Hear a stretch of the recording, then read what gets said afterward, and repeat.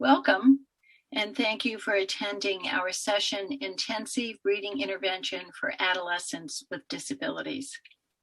This session describes and shares student outcome data from an OSEP-funded model demonstration project.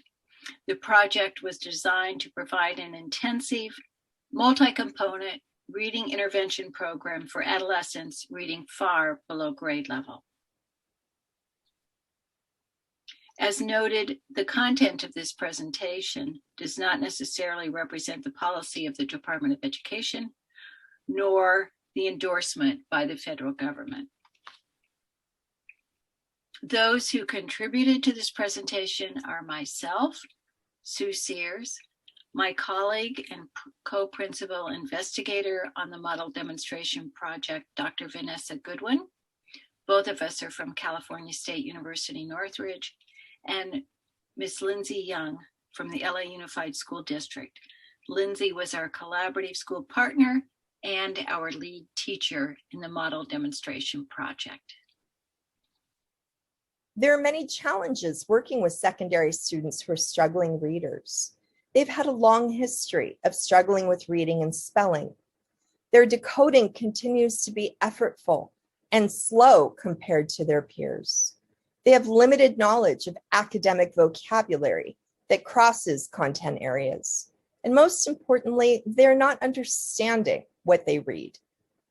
These years of difficulty result in motivational challenges. These students sometimes act out in school, and teachers may experience some behavior challenges working with these students. Often these students have developed learned helplessness, or a lack of feeling that they have power in their own learning. They may no longer enjoy reading or find it engaging, and with the exception of assigned readings in school, may avoid reading in the rest of their life. The difficulties adolescents face with reading are well documented. 70% of 8th graders are reading below proficient levels. 32% of 8th graders are reading below basic levels. These students encounter greater risk for dropping out of high school, long-term under or unemployment, and higher rates of incarceration. The tremendous and urgent need to address these challenges of students is deeply concerning and a high priority for educators. We use the Simple View framework in design and implementation of the LA Intervention Project. In this model, decoding and comprehension are multiplicative, meaning that for good reading, both must be present. If a student is struggling with decoding but not comprehension, their overall reading is still deflated, and the reverse is true. The program, Literate Adolescents Intervention Program, is housed in a website, www.lainventionproject.com, lainterventionproject.com, is publicly available, and all curricular materials are free. Two primary threads comprise our program. We have materials that support decoding and materials that support comprehension. The decoding materials include a decoding strategy that allows students to tackle new long words. The strategy is flexible. They identify prefixes and suffixes. Then they underline the vowels in order to divide the remainder of the word into decodable chunks. Finally, they blend that word. The decoding strategy is a prerequisite skill for the WordBuilder app, which provides an engaging and motivating format for students to practice these structural analysis skills. Let's see that in action. WordBuilder A free application is an instructional tool to help adolescent struggling readers break down multisyllabic words. In this video, we will navigate through the screens of WordBuilder to learn the functionality of each screen. This is the home screen, and the first screen you will see when you click on the WordBuilder application. Here, students have the option of selecting New Student to create a new account, or Returning Student to access an existing student account. From the home screen, teachers can also access additional teacher resources. Let's go to a returning student. When students select their account, they are taken to the unit selection screen. Here, they can see the number of words they've mastered, the number of units completed, and the coins they've earned. WordBuilder is comprised of 18 units. Each unit contains 3 parts. Let's go to Unit 5, Part 1. When students select a part, they're taken to the Unit Start screen. This screen has target prefixes, suffixes, and vowel sounds. Then students are taken to the breakdown screen. Here they will see a target multisyllabic word that they are supposed to break down. Students have the option to personalize this screen by choosing a different background color and enlarging the font. Students break down the word by circling the prefix, the suffix, underlining the vowel sounds, and dividing the word, leaving one vowel sound in each word part. Absolutely. Absolutely. I will absolutely meet you for dinner. After students break down the word, they select Build and are taken to the Build screen. This screen contains color-coded parts for students to build the word. Absolutely.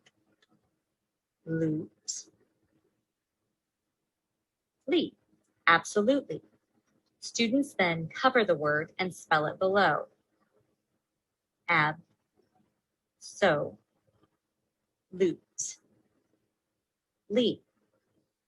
They uncover to check their spelling.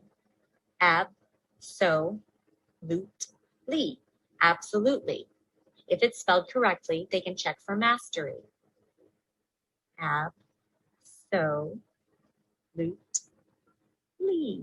Absolutely. Congratulations, I've spelled it correctly and earned a coin.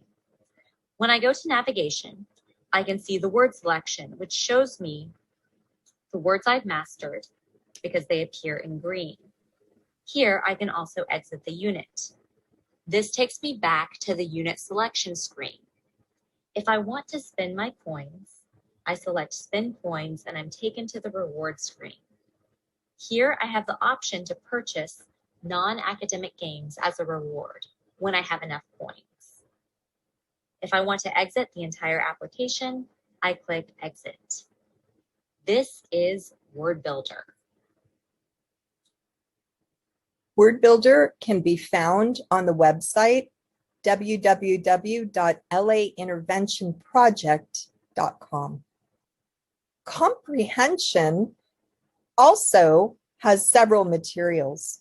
We have vocabulary materials that are based on robust vocabulary methods. In addition, our students learn comprehension strategies through explicit instruction. These comprehension strategies are practiced through reciprocal teaching. Importantly, reciprocal teaching is an opportunity not just to practice reading skills, but also to become more independent learners and helps us combat learned helplessness. Let's watch some college students engaging in reciprocal teaching for the very first time.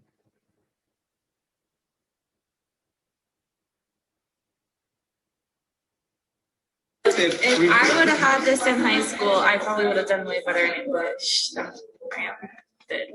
Yeah, I get you. Like you gain a sense of clarification, like you want to just And I got it sticks to you. confidence from this. Same here. It was like a smaller group, like, Just friends here. mingling, yeah. And like sometimes I didn't want to speak like in class because sometimes I felt like my connections were like really weird and I didn't want to say them like in front of like everybody. And like having a small group, like, I can just tell you guys like how I feel. Like comfort, right? Yeah, and, like, you gain a yeah. friendship, and you're just able to, even how weird, like we're all able to draw conclusions to one another, connect to each other. So I think that's important too. Like even in high school for me, like he will sign a book and then we would just discuss it. And then like the books we read, I'll just find the audiobooks online. And I'm like, and then like I'll ask around if they read it. Like people's like, I didn't understand it. And like I kind of understood with like if I can find key terms, I'll just run with it. And the professor like and then my teacher ended up liking it. But like, it was really hard. How many kids read a book? That's true. I was one of those people that read a lot of books, and I really liked talking to people about like what I thought of it because I like to make my weird connections and like tell people like how I felt or like how I connected to some like weird dream that I had. that one time she brought it up the other time the discussion. But it helps a lot of people like make sense and have like a good time. It gains clarification for other people, like people who are in the fog are able to clear that path for us, you know, and vice versa.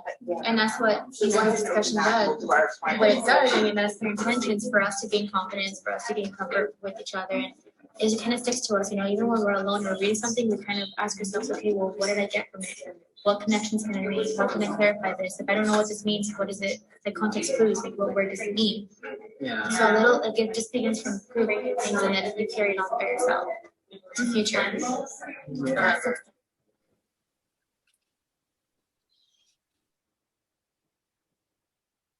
As you heard in the video, these college freshmen thought that reciprocal teaching and comprehension strategy instruction would have really assisted them in their own high school years.